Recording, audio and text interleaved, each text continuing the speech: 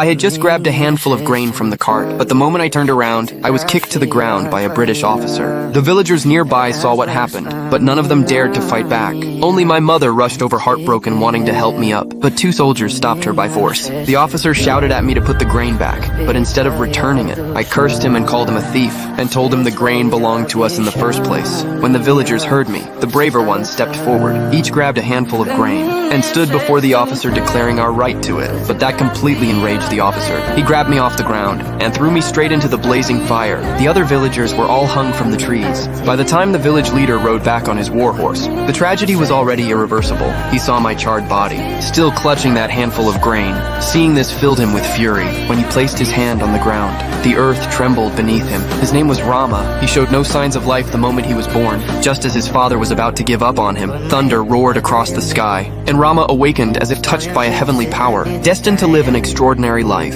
he grew up witnessing the brutality of the colonizers. Seeing innocent villagers hung on trees, Rama swore he would drive them off their land. So he trained in martial arts every single day. Whether it was mastering archery or close combat, he was 10 times stronger than anyone his age. When he heard the South China Sea held the strongest spiritual energy, he crossed the Pacific all the way there, training underwater breath holding at a depth of 5,000 meters. He trained there for 10 whole years, but when he finally returned, he was met with this horrific scene. He stood before the villagers and declared he would get the stolen grain back for them. He swore to me and the hanged villagers that even if the officer hid in a rat hole, he would drag him out and cut off his head to avenge us. Meanwhile, the officer was still lounging in the sun, but suddenly he sensed a deadly aura approaching. Then a white battle horse burst out from the woods.